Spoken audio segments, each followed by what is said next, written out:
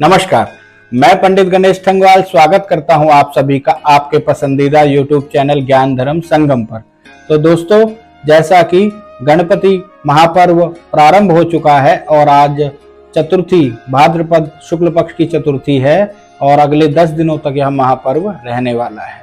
तो आज प्रथम दिवस पर गणेश जी के जन्म की कहानी आपके लिए वीडियो में डाल रहा हूं। महादेव भगवान शंकर के साथ में मां पार्वती जी कैलाश पर्वत पर रहती हैं।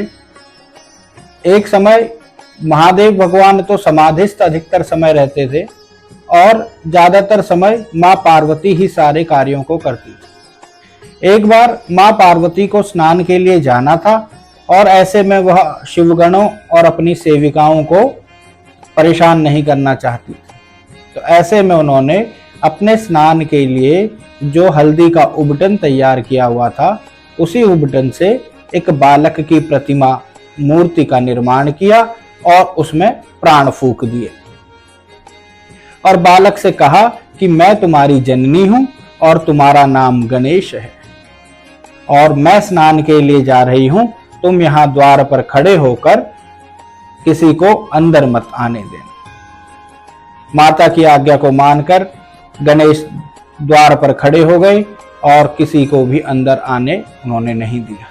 इतने में अपनी समाधि से लौटकर भगवान शंकर कैलाश पर्वत पर आए और वह अंदर जाने लगे तो गणेश ने द्वार पर खड़े गणेश ने उन्हें मना किया, आप अंदर नहीं जा सकते हैं, अभी मेरी माता की आज्ञा नहीं। इस पर भगवान शंकर क्रोधित हुए और उन्होंने अपने शिवगणों से गणेश से युद्ध करने के लिए कहा। तो गणेश जो कि मां शक्ति की ऊर्जा पुंज से उत्पन्न हुए थे, तो शक्ति का भंडार थे और युद्ध में सभी गणों को गणेश ने परास्त कर दिया। इस पर भगवान महादेव शंकर अत्यंत कुपित हुए, क्रोधित हुए और उन्होंने त्रिशूल फेंककर भगवान गणेश की तरफ चलाया और जिससे कि बालक गणेश का सिर मस्तक से अलग होकर गिर गया और नष्ट हो गया। इतने में मां पार्वती वहां पर आई और उन्होंने अपने द्वारा निर्मित बालक को मृत देखा तो अत्यंत क्रोधित हो गई और इस ब्रह्मांड को नष्ट करने के लिए उन्होंने मन में निश्चय किया। इस पर ब्रह्मा, विष्णु, महेश आदि सभी देवता गण वहां पर आकर माता से प्रार्थना करने लगे और माता से इस ब्रह्मांड को नष्ट करने की विचार को बदलने के लिए उन्होंने कहा। माता अत्यंत क्रोधित थी तो मां ने किसी की बात नहीं सुनी। अंततः बहुत अनुनय विनय करने पर भगवान शंकर द्वारा भी माता पार्वती से अपनी गलती के लिए क्षमा मांगने पर मां पार्वती इस शर्त पर ब्रह्मांड को नष्ट न करने के लिए राजी हुई कि बालक को पुनः जीवित कर दिया जाए। इस पर सभी देवगण सोचने लगे। तो इस पर भगवान शंकर बोले कि इस बालक का सर तो नष्ट हो चुका है।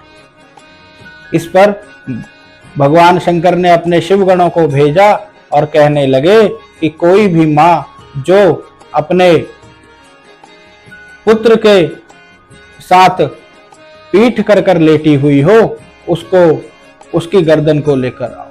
लेकिन मां पार्वती ने ऐसा प्यार पूरे जगत में उमड़ाया कि कोई भी मां अपने बालक के साथ पीठ कर कर नहीं सोई थी। पूरे विश्व की सारी माएं अपने बच्चों को अत्यंत प्यार कर रही थी। इस पर जब शिवगणों ने तीनों लोकों में ऐसी कोई भी मां उनको नहीं मिली तो इस पर वापस आने लगे तो एक जंगल में देखा तो एक हथनी अपने पुत्र की ओर पृष्ठ कर कर लेटी हुई थी। तो शिवाज्ञा मानकर उसी का सिर लेकर भगवान महादेव के पास कैलाश पर्वत पर सभी शिवगण और देवता आ गए।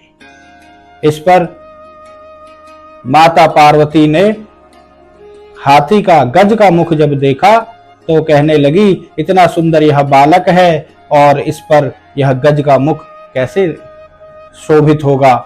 सभी लोग इसकी अवहेलना करेंगे, सभी लोग इनका मजाक उड़ाएंगे। इस पर महादेव ने बोला कि ऐसा कुछ नहीं होगा।